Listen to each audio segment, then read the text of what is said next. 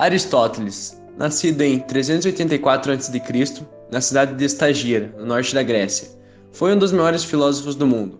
Escreveu sobre biologia, ética, lógica, física, retórica, política e inúmeros assuntos.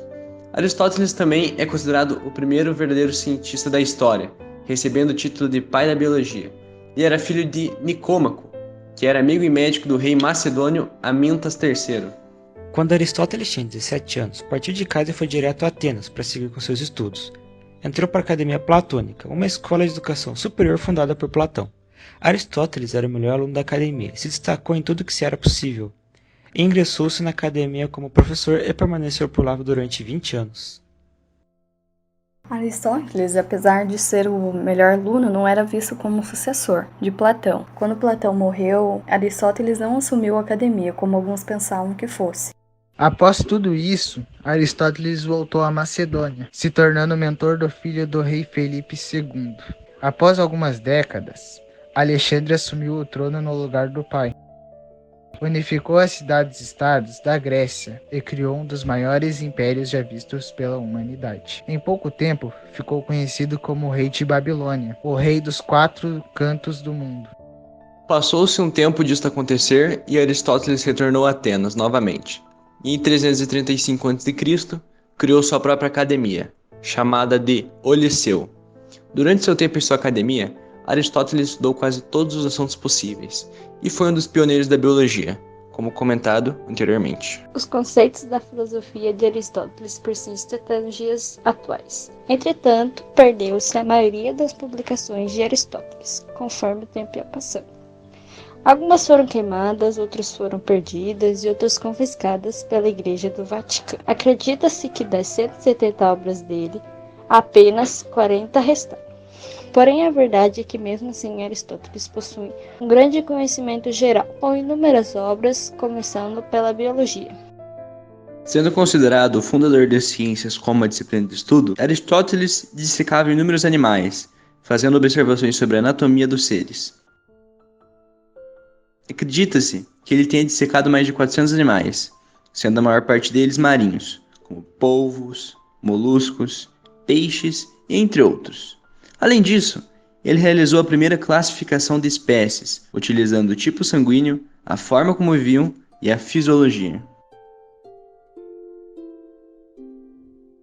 Muitas pessoas veem Aristóteles como fundador da ética. Em suas explicações, Aristóteles fazia uma análise da ação humana, que marcava decisivamente o modo do pensamento ocidental. Ele ensinava que todo tipo de aprendizado e esforço visava algum bem, e que a busca do bem é o que difere a ação humana de todos os outros animais. Aristóteles desenvolveu muitas teorias no campo da física, que englobam vários fundamentos como lugares naturais. Cada elemento preferia estar em um lugar diferente e específico no espaço, em relação ao centro da Terra, que também é o centro do universo. Movimento retilíneo é um movimento em linha reta a uma velocidade constante.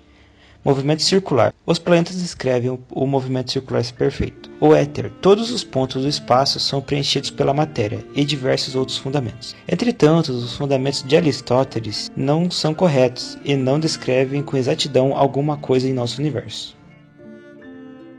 Metafísica. Aristóteles não foi encarregado por essa palavra. Foi Andrônico de Rhodes, que reorganizou suas obras chamadas de Filosofia Primeira e Ciência do Ser enquanto Ser. Ele as nomeou assim, pois havia livros de Aristóteles que retratavam o mundo físico e outros escritos que retratavam o que estava além da física, como deuses, almas e até mesmo a própria essência. Por meio da metafísica, se buscava a compreensão do mundo, da natureza, da realidade e do divino. Ele acreditava que eram 4 causas que formavam a essência dos seres, sendo elas: primeira, causa material. O corpo ele sempre estava composto por matéria, como sangue, pele, músculos, ossos, etc. Segunda, forma. Se por um lado temos a matéria, também temos uma forma, uma cabeça, 2 braços, 2 pernas, etc. Terceira, eficiente. Por que existimos? A primeira resposta é porque alguém nos fez. Isso seria uma resposta do campo da causa eficiente. Existimos porque fomos criados. Quarta, final. Existimos para uma finalidade. Essa resposta transcende a anterior, porque estamos diante de uma finalidade, de uma meta. Todos os seres foram criados para um fim. E com isso, chegamos a uma conclusão. Aristóteles foi um dos maiores filósofos, pensadores e cientistas que o mundo já teve. Suas pesquisas e livros contribuíram intensamente para o pensamento. Conhecimento atual que sem ele nós provavelmente estaríamos desenvolvidos como pessoas. E para completar, algumas curiosidades de Aristóteles. Ele fugiu de Atenas após a morte de Alexandre o Grande, devido ao medo de retaliação. Seus estudantes assumiram sua academia, o Liceu. Sua esposa morreu no mesmo ano da abertura de sua academia. Aristóteles, ele era órfão aos 13 anos. A primeira grande biblioteca do mundo.